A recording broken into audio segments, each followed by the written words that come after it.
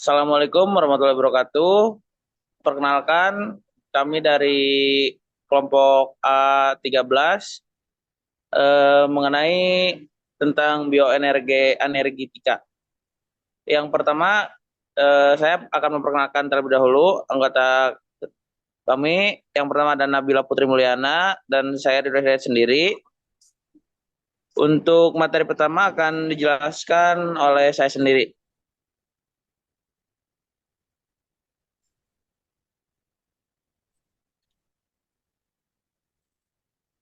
Bioenergetika. Bioenergetika adalah bagian dari biokimia yang berhubungan dengan transformasi dan penggunaan energi oleh sel hidup. Seluruh reaksi kimia dalam kehidupan hanya dapat berlangsung jika didukung energi yang cukup. Sumber energi kimia dalam kehidupan tersebut adalah senyawa organik berenergi tinggi yang dikenal dengan ATP, adenosin trifosfat.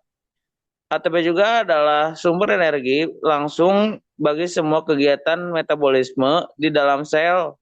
Energi yang terikat di dalam ATP tersebut berasal dari energi yang dibebaskan dalam pemecahan senyawa organik dalam sel, yaitu dalam proses respirasi. Sedangkan energi yang terikat dalam senyawa organik bahan respirasi tersebut hakikatnya merupakan energi kimia yang dibentuk dalam proses fotosintesis. Next.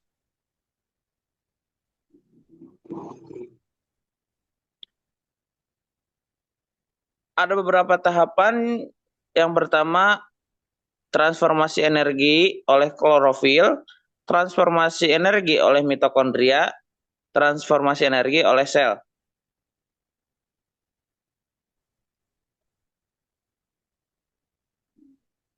Transformasi energi oleh klorofil.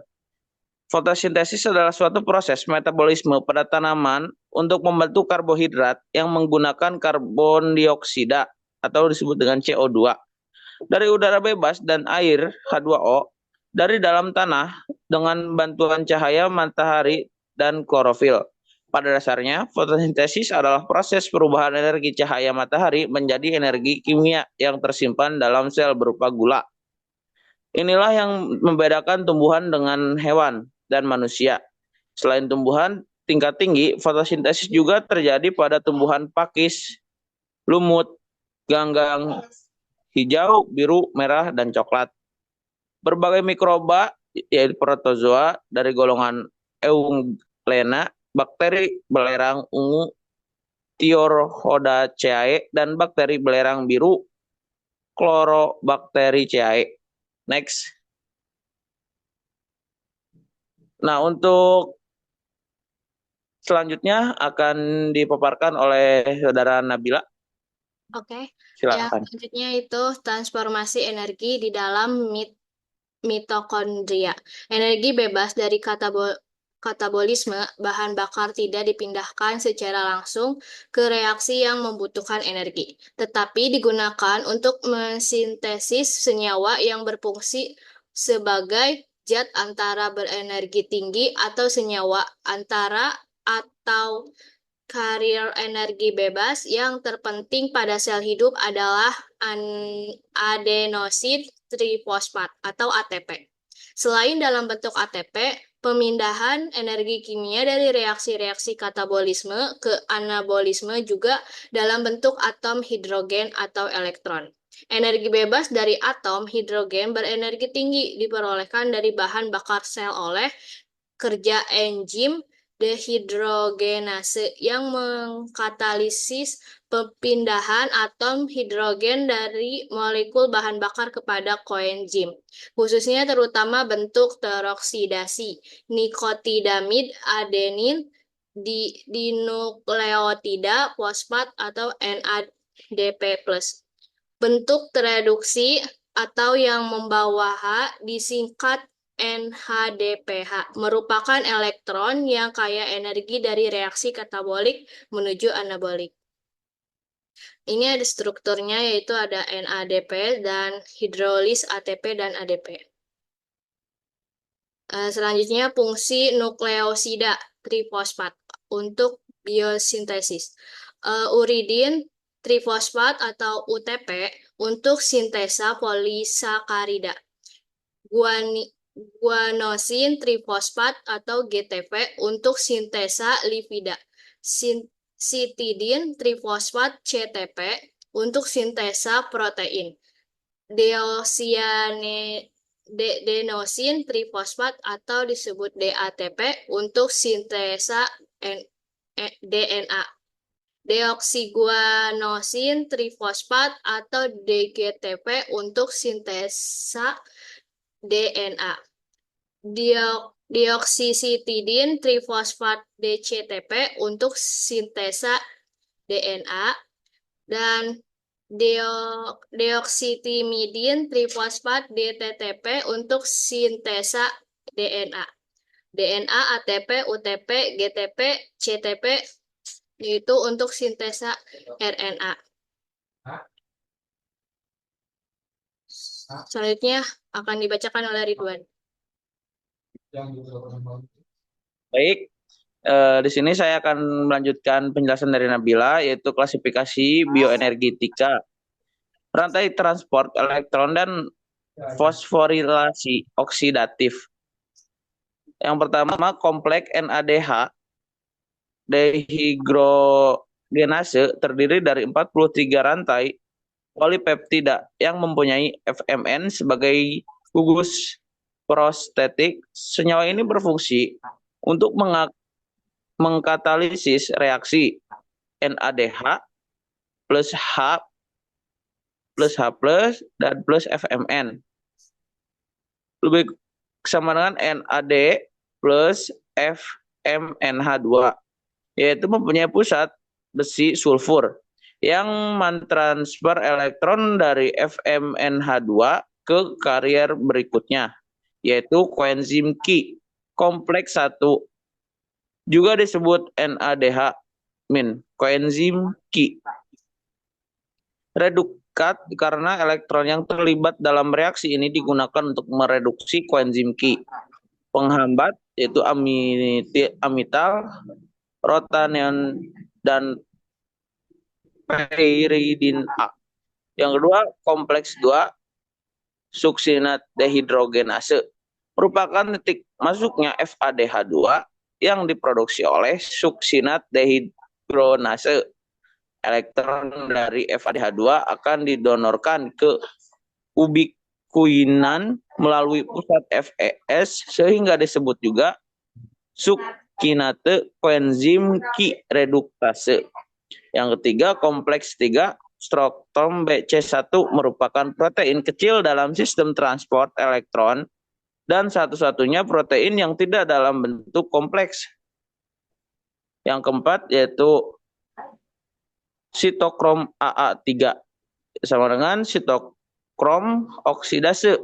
Dikenal sebagai sitokrom oksidase karena mengambil elektron dari sitokrom C dan mentransfernya ke O2 dapat dihambat oleh cyanida, azid, dan CO. Next.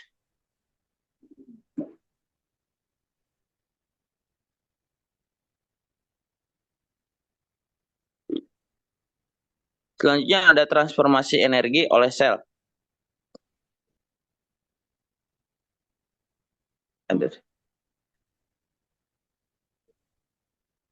Penetapan ATP sebagai sumber energi untuk metabolisme di dalam sel berlangsung dengan suatu mekanisme mendaur.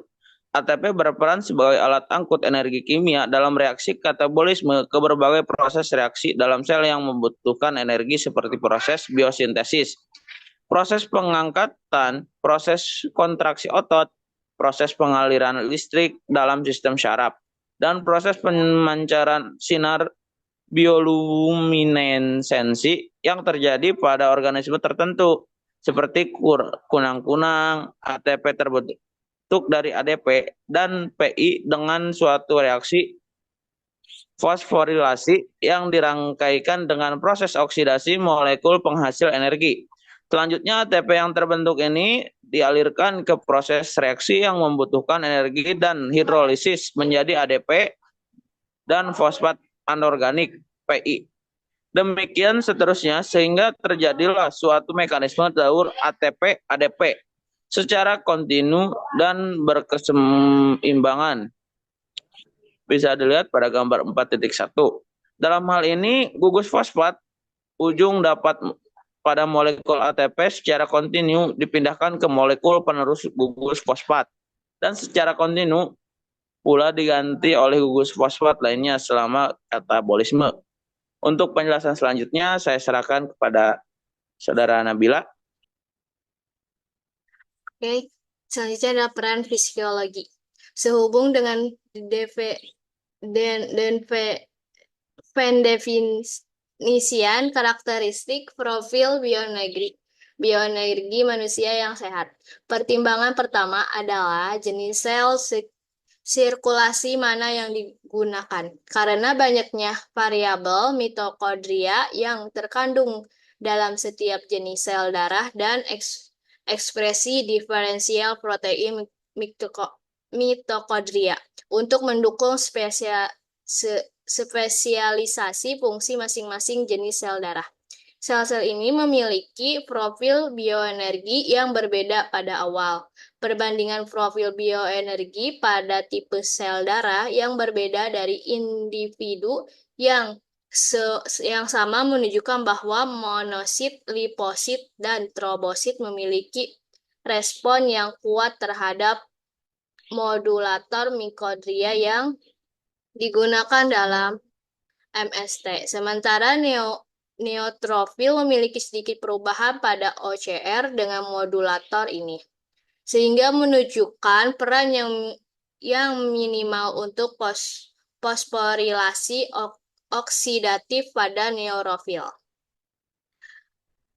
Dalam penelitian ini, OCR basal pada monosit menunjukkan korelasi yang disignifikan dengan OCR basal pada serat otot rangka. Meskipun OCR basal trombosit tidak menunjukkan korelasi seperti itu dengan otot rangka, OCR maksimal trombosit berkorelasi dengan kapasitas cadangan otot rangka. Demikian pula perbandingan profil bioenergi pada liposit, trombosit, dan monosit yang diisolasi dari pembentuk batu ginjal kalsium oksalat versus subjek sehat menunjukkan bahwa OCR maksimal mengalami penurunan pada monosit dari pembentuk batu dibandingkan dengan kontrol, sementara tidak ada perubahan signifikan yang diamati pada trombosit dan liposit. Selanjutnya ada kesimpulan. Kesimpulannya di sini kami telah meninjau semakin banyak bukti yang mendukung penggunaan bioenergi sel darah sebagai penanda biologis penyakit serta alat untuk memahami mekanisme mitokondria, memajukan terkini dalam metodologi optimalisasi analisis data dan penerapan pada kohort linis telah mendorong kemajuan bidang ini. Namun beberapa rintangan masih harus diatasi sebelum penerapan metodologi ini sebagai penelitian translasi arus utama dan alat klinis yang potensial. Saat ini analisis fluks ekstraseluler menyediakan platform yang efisien untuk screening bioenergi dengan throughput tinggi dalam sel darah tepi. Berbagai metode analisis data telah memberikan informasi penting mengenai komponen dan karakteristik profil bioenergi individu sehat dan hubungannya dengan metabolisme. Studi-studi ini juga mengkarakterisasi variabilitas dalam populasi manusia. Meskipun faktor-faktor yang mempengaruhi variabilitas ini tidak sepenuhnya jelas.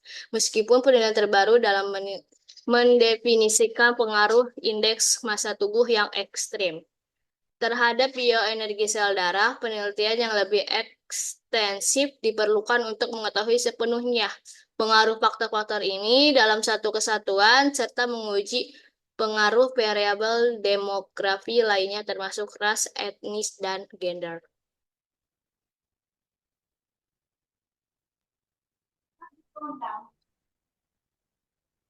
Baik, mungkin hanya segitu yang dapat kelompok kami jelaskan dan paparkan. Lebih kurangnya mohon maaf. Wabillahi taufiq wal hidayah. Wassalamualaikum warahmatullahi wabarakatuh. Terima kasih.